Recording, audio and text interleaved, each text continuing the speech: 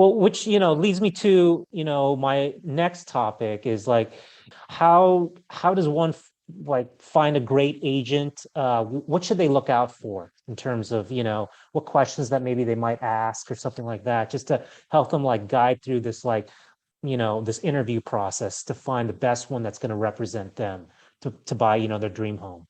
I'll say looking for a good, I mean, it's not rocket science looking for a good agent. I mean, hey, good Yelp reviews, referrals from other clients that they've had in the past, Mhm. somebody who can communicate well, follows up, honest, has a track record. I mean, those are just, normal things, templates that all agents or buyers or even sellers can use. But here's the big one: gut, your gut feeling.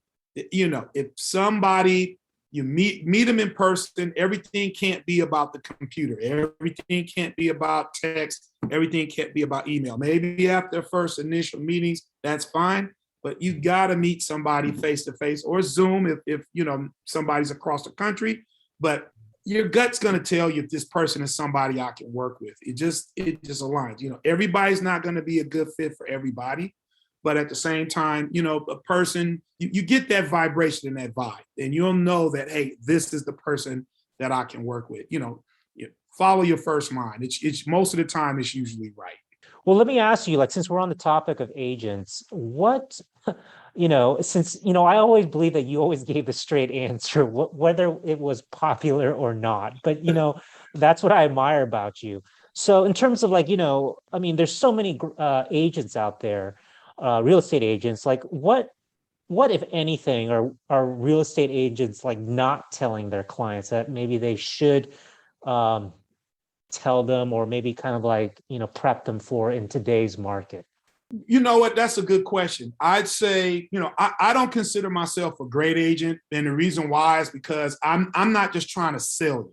I'm not just trying to tell you what you want to hear so you can sign my listing agreement and then come back later and say, hey, I tried and too bad, because that's not good business. My goal is to, I got gray hair now. I want to get a lot more gray and do this for a while and have the same reputation that I have today, 10, 15 years from now. So being honest and upfront, you just can't beat that. A lot of agents don't do that. They tell people what they want to hear as opposed to what they need to hear. And so unfortunately, it happens a lot because it, don't get me wrong, it's very competitive. So some people get a little desperate, which is why agents have a bad reputation, because some of them have been too desperate. They're not being honest with their clients. They're undervaluing or overvaluing the property. I mean, you name it, just trying to bring in their own buyers, forcing a double ended deal when there probably could be some better offers out there. Not being on top of the disclosures, not revealing things to both. I mean, you can name it all. I've heard it all. I've seen it all, and I can just say the most important thing is keeping it real with your client. You just can't beat that. Again, I like I said earlier, just because a house down the street sold for $1 million doesn't mean yours is. Depending on the condition, depending on the foundation, there's little things that could have been done over the year to maintain value. Everybody doesn't always have the money to upgrade every 5, 10 years. That's fine, because now we're seeing houses that have been kept in good condition, even though they haven't been updated in a long time. They're still getting good money. I just sold a house a couple of months ago. It needed some repair. Don't get me wrong. It needed a lot of repair. There was some things that needed done, but the bones were solid. It was in a good neighborhood, and we got good money for that. And we ended up with 11 offers, and we got Okay. good money, and the clients were more than satisfied.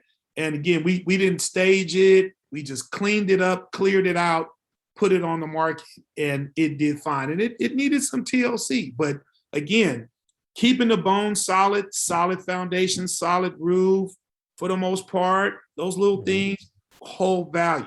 So you were mentioning like, about like, houses having different values, right? And that's the great thing. I think a lot of sellers, homeowners who want to sell don't understand that they can't get, say, the same price as down the street.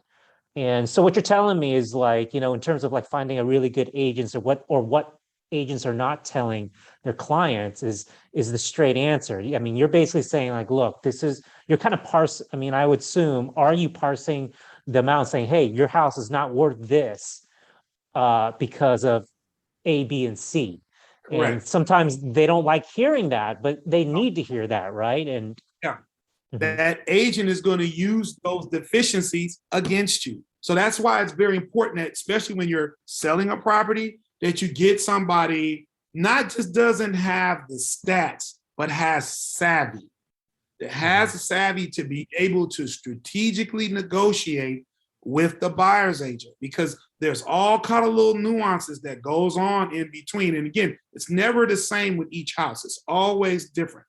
But if mhm. having an agent that's savvy, that can deal with that when it comes, will help you keep your value.